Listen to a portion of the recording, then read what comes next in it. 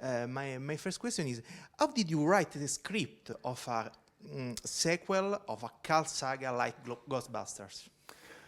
Well, the first thing you have to do is to somehow forget that you're writing something that everyone in the world is waiting to see, because that's too frightening. And I think if you do that, you can become paralyzed.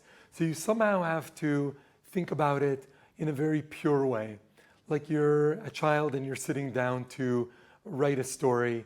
And in some ways, because Jason and I are very close friends, we've been collaborating as friends and then as writers for years, we have a very close communication, especially when it comes to story.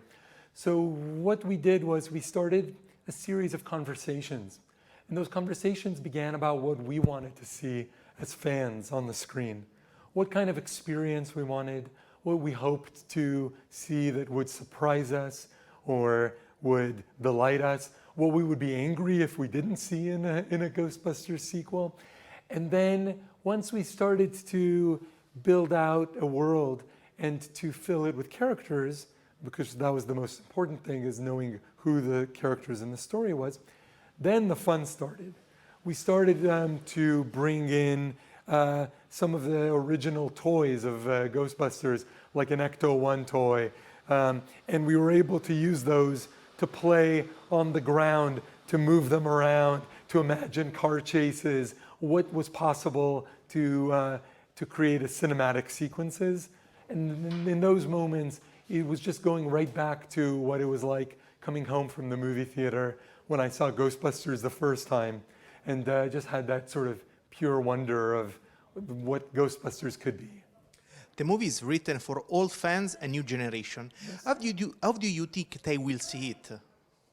Well, I mean, one of the ways that we did that was to make it a multi-generational story, because we are expecting a multi-generational audience.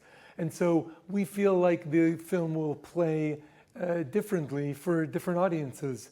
For an older audience that grew up knowing every line of the first films, there will be the satisfaction of being able to see some of the cues, some of the elements, some of the vehicles and props that are meaningful to them, having a new lease on life in this story. But for a young audience, we can't rely on those elements having any sort of power. They might feel it when their father, mother, or grandparent makes a sound when something comes on screen. But for them, it's all going to be a process of discovery. And so that discovery is best expressed on screen through our young characters, through Phoebe, her brother Trevor, their friend Podcast, and Lucky. Those characters are experiencing the supernatural phenomena that's going on in this town for the first time. And so in some ways, they mirror the experience of the young audience who is fresh to the power of ghostbusting. There are old and new heroes, but Rick Moranis is missing. Did you propose to him to return for the role? Yeah, I mean, that's more a question for Jason and for the other producers, but I know that we really hoped to have everyone involved. And, you know, everyone goes on their own journey. Some people were really excited to come back. Others had their own reasons not to, and we were very lucky to have so many original players come back.